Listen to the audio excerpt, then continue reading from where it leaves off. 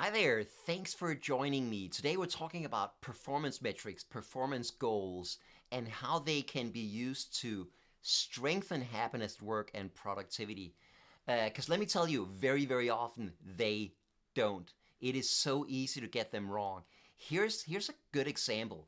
If you run a city, trash collection is incredibly important. And you want to do that as effectively, cost effectively as you can. So here's a solution that one city tried.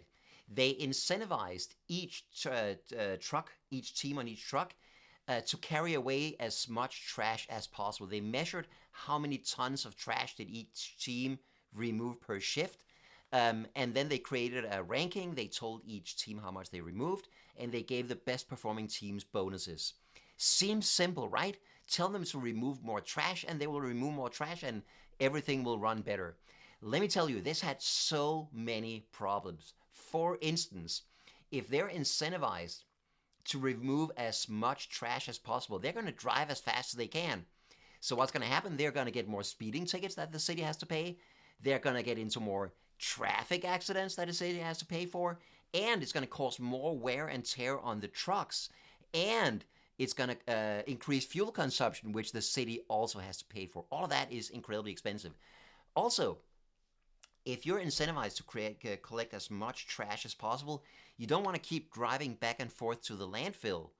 So you stuff as much as you can into the truck, making it as heavy as possible, increasing wear and tear on the truck. And then when the trucks got to the landfill, they had to pay extra fees, a punishment for being overweight when they got to the landfill. And finally, they worked faster. Each individual employee worked faster, so that led to more workplace accidents. So this attempt to save money by giving the teams a very simple metric ended up costing the city so much money, and everything became more expensive. So that's an example of how these performance goals can go wrong. Why does this matter?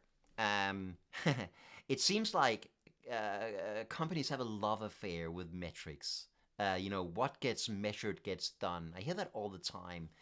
And it's such a tempting idea, right? Let's figure out what each employee should be doing. Let's give them a goal to make sure that they're doing it. Let's follow up monthly or weekly or whatever. And then if everybody just achieves their goals, everything will be fine and the company will do great. And we'll know how every single employee is doing, and we can correct if somebody's not living up to what they should be doing. It's such a simple idea, and then people get like OKRs, KPIs, SMART goals, stretch goals, performance goals, and we keep following up on those goals in every meeting, in our performance. We have in emails, in chats, in our employee review meetings. We follow up on all of these goals. Um, and I'll also say that it's such a tempting idea, and in many companies there's this sense that only what gets measured gets done. If something isn't measured, then nobody's probably doing it, and that idea is just incredibly wrong. There is so much work going on daily in every single organization that nobody has ever measured and nobody will ever measure. That is absolutely vital. And a lot of this vital work couldn't possibly be measured. Things like learning, incredibly important, upskilling, things like helping your coworkers, things like being a good coworker and creating a good mood in the team. All of those things will be incredibly hard to measure, but are nonetheless incredibly important. And those are some of the limitations, I think, of measuring performance. And yet, companies are in love with this idea. So let's look at how to do it. I'm not saying we shouldn't measure performance. I actually think it can be done, but let's do it right. Let's do it in a way that actually make people more productive and not least happy at work. So that's what we're going to talk about. Here are the topics for this video. We're going to talk about what goes wrong when companies try to measure performance and set goals for it. And it very often goes wrong. We're going to talk about what to measure and what not to measure. I'm going to give you some tips on how to actually measure performance in a good way. And I'm going to give you some great examples from workplaces around the world. But let's start with the negative. Why not, right? What are the problems with metrics? What happens what very often goes wrong when we measure and track employee performance? And here's the first one. That's sub-optimization. We saw that with the garbage trucks, right? They optimized for that one goal, but that turned out to only be optimal for that one goal and not optimal for the whole system of trash collection. So that's a sub-optimization. And if you give people a goal, they will very, very often go for it. And numbers are very addictive. Numbers are very visible. You can know, here's my goal. Here's whether or not I've achieved it. I can see that very, very clearly. People care about this kind of thing. Just look at people and their Duolingo streaks.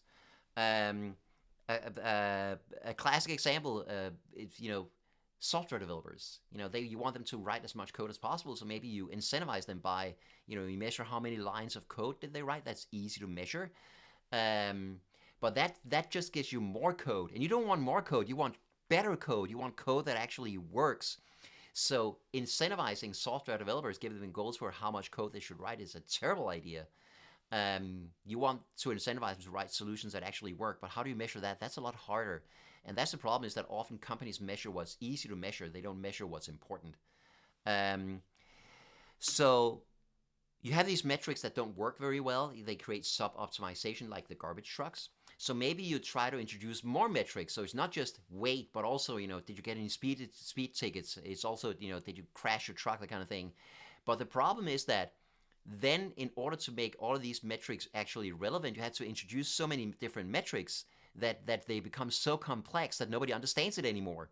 So that's the trade-off. Either you have a metric that's so simple that it creates sub-optimization, or you have a metric that's so complex that nobody actually understands it.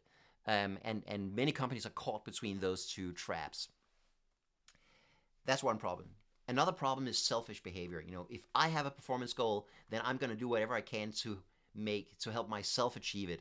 But why should I help anybody else? Why should I, help my coworker? I think the classic example is a sales team, right? Sales are incredibly easy to track, and so many companies do that. But if I have a monthly sales goal and I'm rewarded for reaching it and punished for not reaching it, why should I help my coworkers? In fact, should I sabotage my coworkers so that I look better, so that their results look worse? That's the kind of thing you get when people have individual performance metrics. Why should I help anybody else? Also, why should I spend time on training and that kind of thing? It introduces this short-term focus where you have your monthly goals, and every month you're like, how do I reach this? Again, if you're a salesperson, you have a monthly sales goal, and you're approaching the end of the month, and you can see, this is the gap, this is how much more I need to sell. Maybe you reach out to clients and start pressuring them to buy more, creating a bad experience for that client. Maybe you offer the customer a discount just to make the sale. Maybe that discount is not very good for the company's bottom line. It's just great for your sales bonus. So it creates a short-term focus that is not optimal in the long run. And worst case, it can create very unethical behavior. And a classic example of that is Enron, the worst and biggest financial scandal in the world. And they had exactly this going on. They had huge teams of salespeople, and the top performing salespeople, they got massive prizes. They got Rolex watches, they got Ferraris, and the bottom 10% were fired. And that created a cutthroat atmosphere where salespeople were willing to lie and cheat, steal customers from each other, lie to the customers. Anything goes just to make the sale. And that is just not okay. If you want to know more about this, you got to watch the documentary called The Smartest Guys in the Room. It is absolutely terrifying how this company managed to create a culture where lying, stealing, and cheating was not just accepted, it was celebrated. Another problem with performance metrics is that they take focus away from the purpose of the work. Again, if you are a software developer, writing more lines of code has no meaning, it has no purpose. What has meaning and purpose is writing an elegant software solution that actually does what it's supposed to, that helps whoever is going to use it. But that is just super hard to measure. Lines of code are very easy to measure. So it's very, very hard to capture the actual meaningfulness of your job in a metric. And what happens when you then have this metric, you have this goal, is that you focus on the goal, and that takes focus away from the purpose of your work. It reduces your sense of meaning in the job you do, which is not good. We know that people are happier and more productive when they feel like their work is meaningful. Um, Another classic problem with performance goals is that we always over focus on the gaps in performance. And here's the thing, very few companies today have a good balance between the amount of work that people need to do and the resources available to do that work. In by far the most companies, there's more tasks, and fewer resources than we actually need. Um, so these goals that people get are very often very ambitious. They're very high, very hard to reach, in many cases impossible to reach. So every time we're following up on those goals in emails and meetings, it'll be like, why didn't you reach your goal? You haven't reached your goal. How are you going to reach that goal? And people are constantly hit over the head with not reaching their goals. And they're constantly presented with like red graphs, like you're now this much behind. Um, and if they ever do reach a goal, what's the typical reaction? It's like, okay, that was your goal. You were supposed to reach it. So you're never celebrated for reaching your goal, but most of the time when you miss a goal, you are criticized for it, and that is clearly not okay. Also, because that creates a lot of pressure on employees, especially because these goals, these metrics, are very often tied to performance, to rewards. So if you consistently reach your goals, maybe you get a reward, or they can be tied to punishment. If you never reach your goals, that can affect your career advancement. You'll never get a promotion, or you might get fired for not reaching your goal. That's why something like stack ranking, that system where you have to rank your top 25% of employees, bottom 25, and then the middle 50%. The top 25 get bonuses, the middle 50% get nothing, and the top 25 get performance improvement plans and ultimately firings. That's why that kind of thing is so damaging. Yeah. So it creates massive amounts of pressure. And contrary to popular belief, people don't perform well under pressure. People perform well when they're happy and relaxed. When they're under pressure, they're just more likely to have experienced stress and burnout. We also know that that goals actually demotivate many people. Now some people are motivated by goals. Some people are very goal oriented, and if you give them like a number and you tell them achieve this number and good things will happen to you, they'll run their little hearts out to achieve that goal. Of course, as we saw, that might not always be a good thing for the company, because you get sub optimization. But those people are goal motivated. Give them a goal, they'll run as hard as they can to get it. But many people are not goal oriented. Some people are more motivated by their professional standards. They don't want to do as much work as possible. They want to do as good of a job as possible. That a job that lives up to their own professional standards. Other people are more relationship oriented.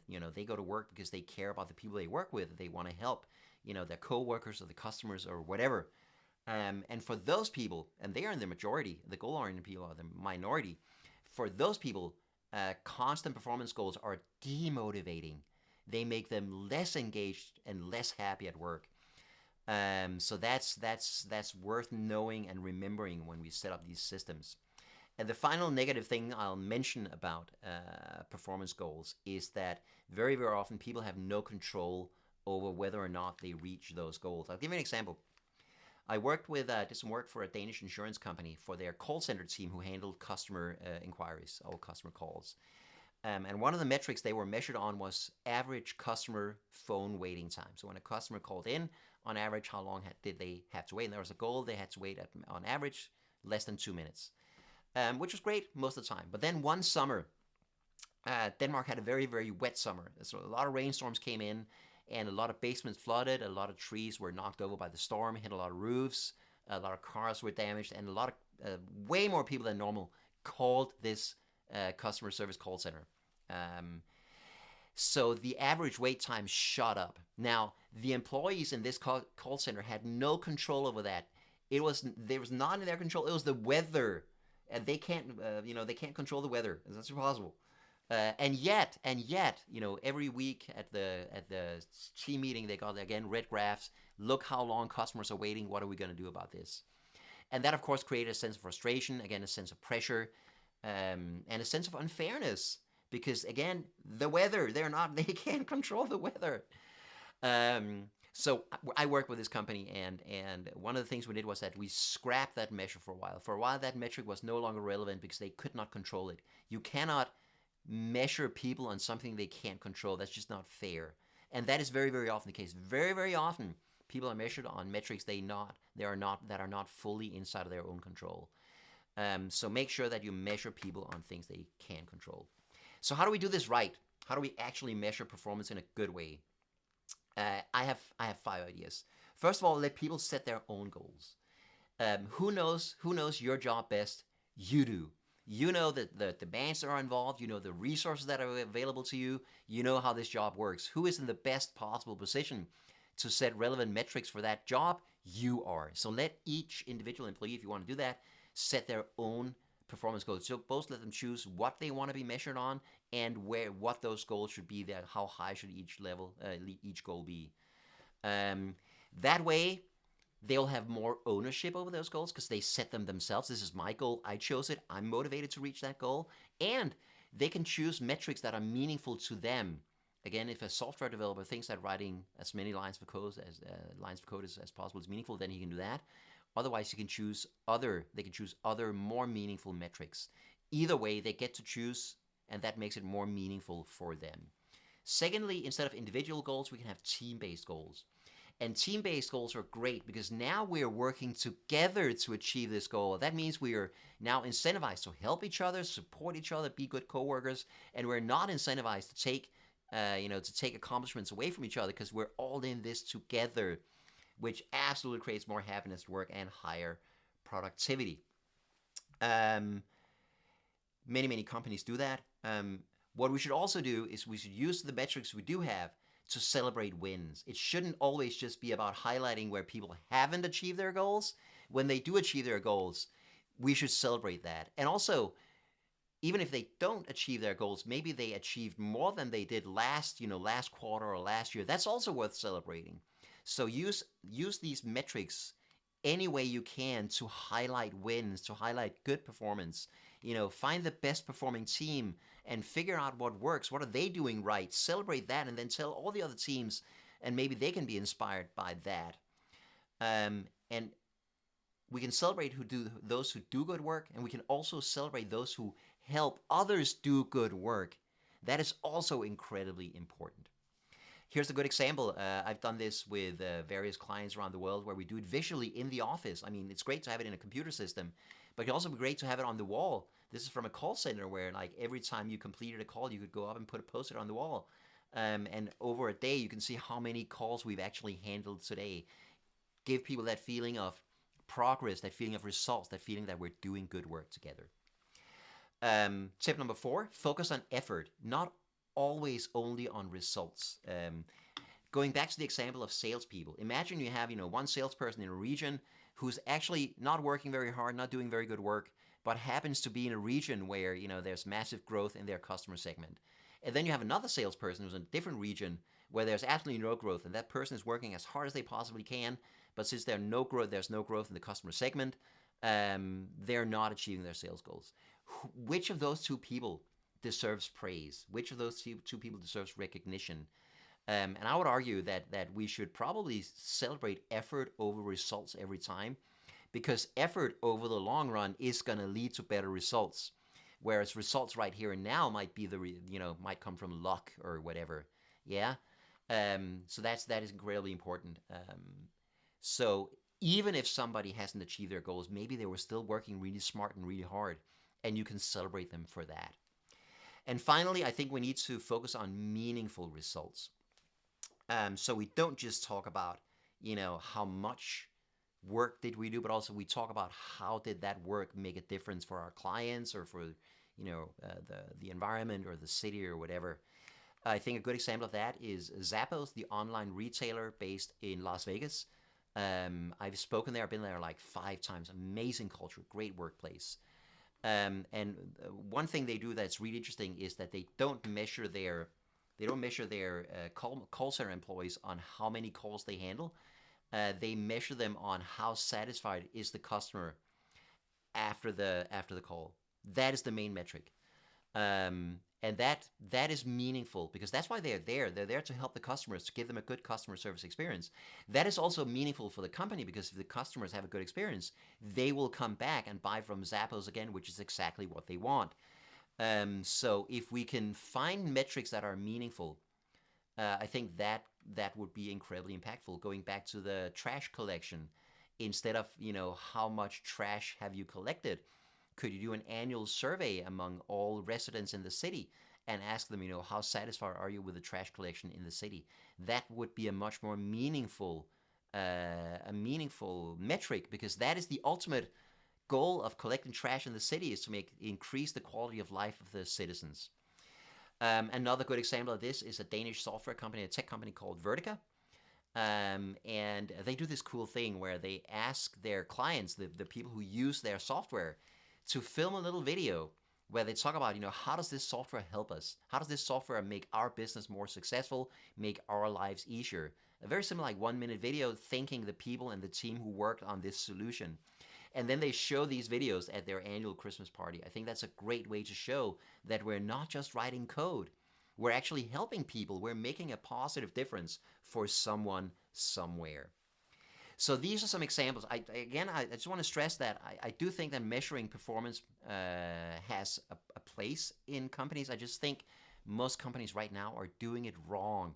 And they're actually, ironically, doing it in a way that makes people less happy and less productive, and that is not what we want. So I hope you got some ideas here on how to do it better.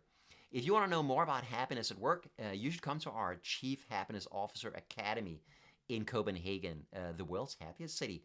It's a 3-day intensive training where we cover all of the fundamental theory and practice of happiness at work, and it is amazing. People love it. If you want to know how happy people are in your organization, Heart Count is the best damn tool for it. It is such a simple way to measure happiness at work. 3 questions once a week. Everybody fills it out, and you have instant data on how happy every single person is inside of your organization. Check it out at heartcount.com. And finally, you can, of course, book me to come speak at your organizational conference. I am, in all modesty, pretty awesome. I can't really believe this, but the last 300 talks I did got an average rating of 9.6 out of 10. That is completely insane. Every time somebody gives a 9, it lowers the average. That's crazy. I hope you got some ideas you could use. Stay happy.